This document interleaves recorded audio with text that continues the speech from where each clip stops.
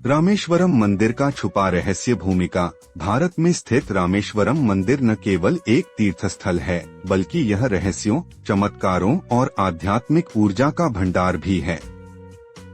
यह मंदिर भगवान शिव को समर्पित 12 ज्योतिर्लिंगों में से एक है और रामायण काल से इसका गहरा संबंध है।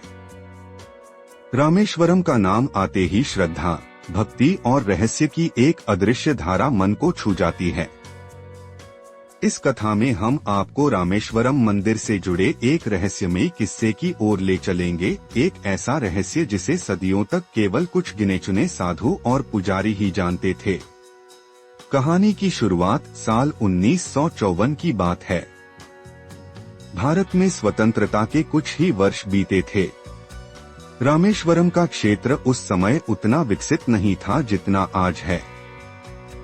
रेल संपर्क हाल ही में बेहतर हुआ था और तीर्थयात्रियों की संख्या बढ़ने लगी थी। एक दिन मंदिर के एक कोने में एक साधारण सा लेकिन अत्यंत आध्यात्मिक आभा वाला साधु आया। नाम था स्वामी चिदानंद। वह सीधे मंदिर के अंदर नहीं गया। पहले मंदिर के बाहर स्थित समुद्र में स्नान किया, फिर किनारे बैठकर ध्यान में लीन हो गया। कहा जाता है कि वह लगातार 3 दिनों तक बिना कुछ खाए पिए ध्यानस्थ रहा।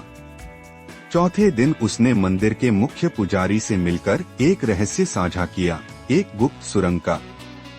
गुप्त सुरंग का रहस्य। स्वामी चिदानंद ने पुजारी को बताया कि भगवान राम ने जिस स्थान पर शिवलिंग की स्थापना की थी, उस स्थान के नीचे एक गुप्त सुरंग है जो सीधे धनुषकोडी तक जाती है।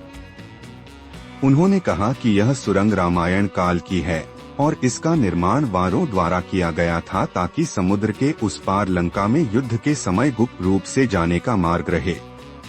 पुजारी को स्वामी की बात पर संदेह हुआ, लेकिन उन्होंने मंदिर के इतिहास और पुरानी पांडुलिपियों की जांच करनी शुरू की। आश्चर्यजनक रूप से एक बहुत पुरानी पांडुलिपि मिली जिसमें नागमंडल मार्ग का उल्लेख था। इसमें लिखा था कि एक विशेष चंद्र ग्रहण के समय अगर उस स्थान पर ध्यान किया जाए तो मार्ग प्रकट होता है। रहस्यमयी रात। पुजारी और स्वामी ने निर्णय लिया कि अगले चंद्र ग्रहण की रात मंदिर के विशेष स्थान पर ध्यान करेंगे। वह रात आई। मंदिर को बाहरी लोगों के लिए बंद कर दिया गया। केवल 4 लोग थे, स्वामी चिदानंद, मुख्य पुजारी, एक अन्य संत और एक स्थानीय इतिहासकार। जैसे ही मध्यरात्रि हुई, स्वामी ने मंत्रोच्चार शुरू किया।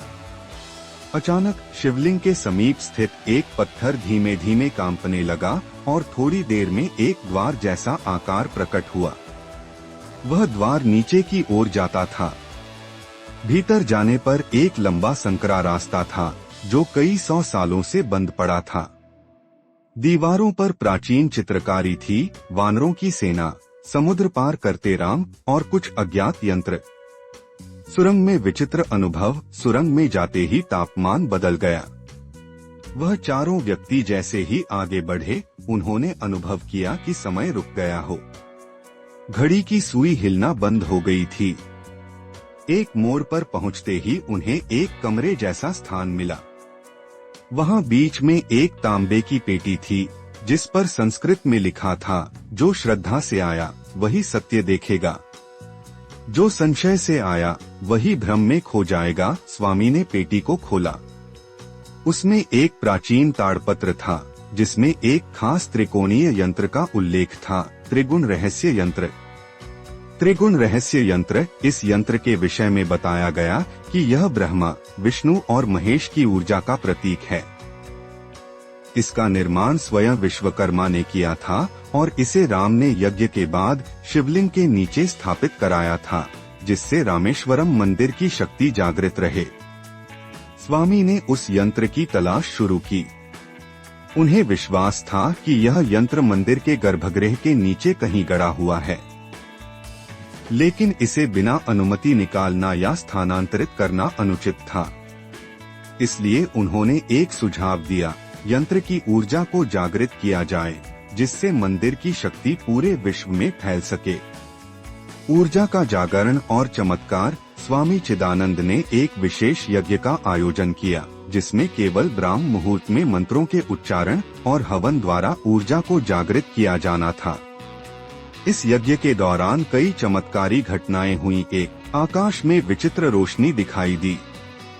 2. समुद्र की लहरें अचानक शांत हो गईं। 3. मंदिर के शिवलिंग से हल्की सी ऊर्जा तरंगे महसूस की गईं।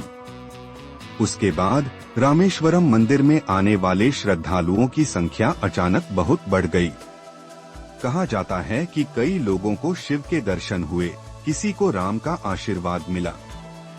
स्वामी का गुप्त अंत। यज्ञ समाप्त होते ही स्वामी चिदानंद ने पुजारी से कहा, मेरा कार्य पूर्ण हुआ, अब मुझे वापस जाना है वहाँ जहाँ से आया था। वह समुद्र के किनारे पहुँचे, ध्यान में बैठे और देखते ही देखते उनका शरीर तेज प्रकाश में परिवर्तित होकर अदृश्य हो गया। उसके बाद वे कभी नहीं देखे गए। आज भी रामेश्वरम मंदिर के पुजारी इस रहस्य को पूरी तरह उजागर नहीं करते।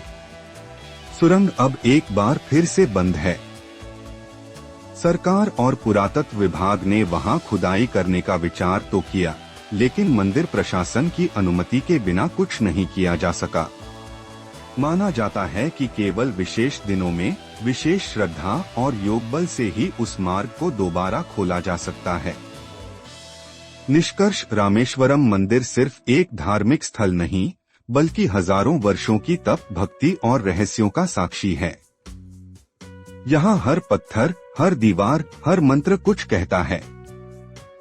स्वामी चिदानंद की कथा हमें बताती है कि जब तक श्रद्धा और साधना का संगम रहेगा, ऐसे रहस्य बार बार खुलेंगे और हमें यह अनुभव कराएंगे कि भारत की भूमि केवल भूगोल नहीं, वह आत्मा की ऊर्जा है।